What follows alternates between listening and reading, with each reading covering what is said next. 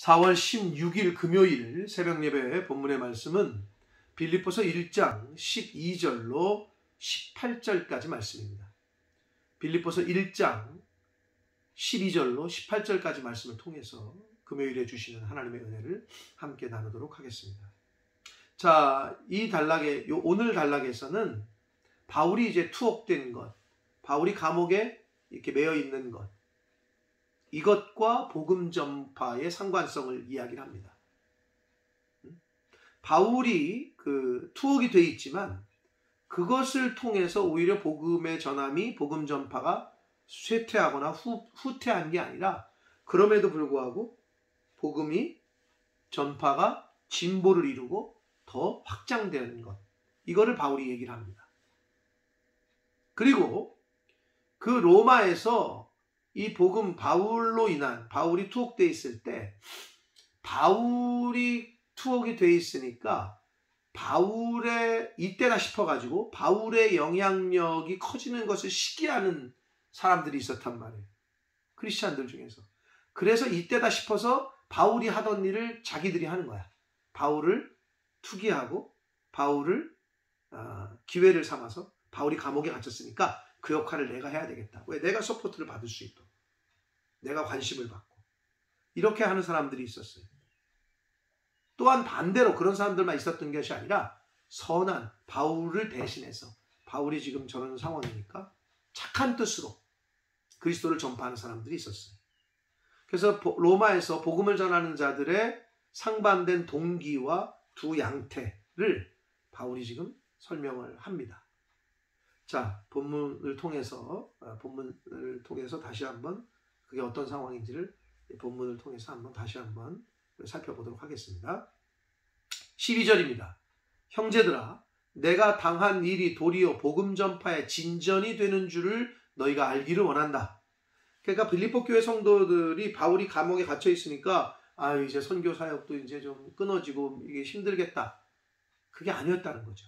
지금 바울은 뭐라고 그러냐? 내가 당한 일, 즉 투옥되어 있는 거, 잡혀 있는 거, 매여 있는 거, 이것이 오히려 도리어 복음 전파의 진보가 이루어졌다. 진전이 됐다. 라는 걸 너희가 알기를 원한다. 그러면서 13절.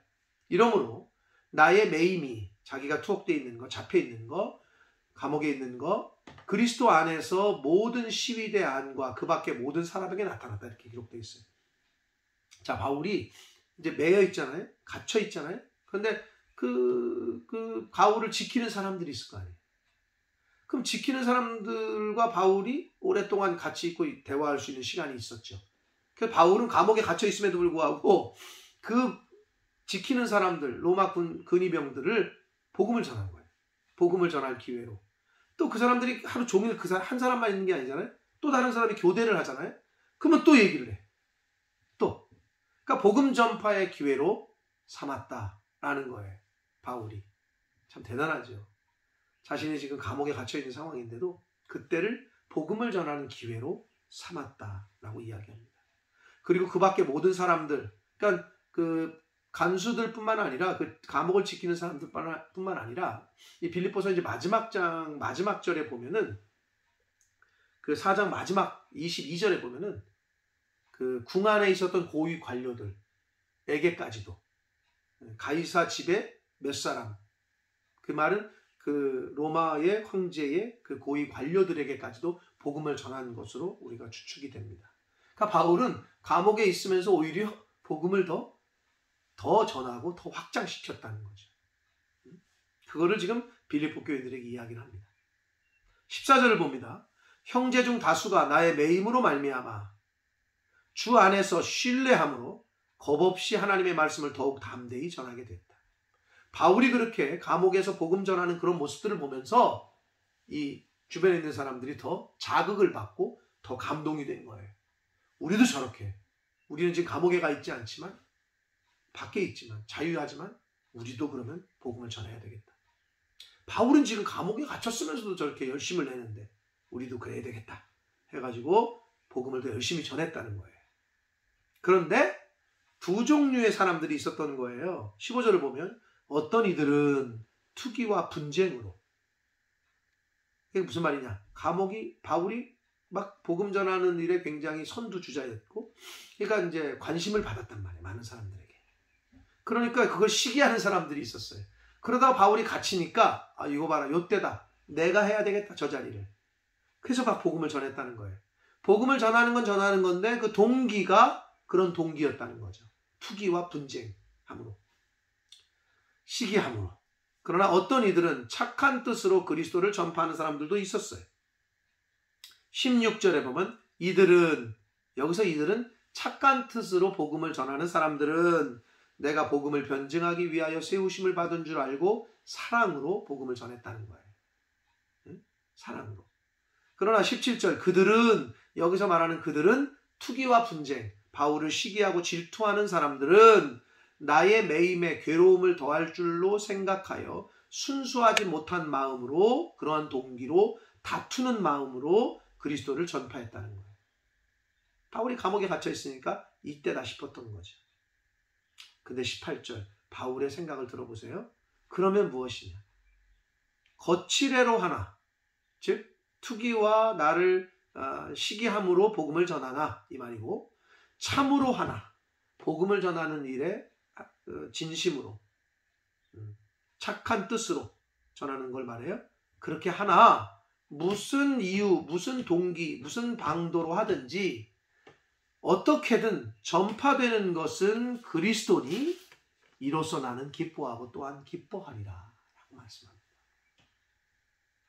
야, 정말 바울의 대인배적인, 아니 지금 내가 갇혀 있는데 내가 하던 일을 자기가 한다고 저렇게 자기 일처럼 저렇게 해? 내 자리를 지금 꿰차?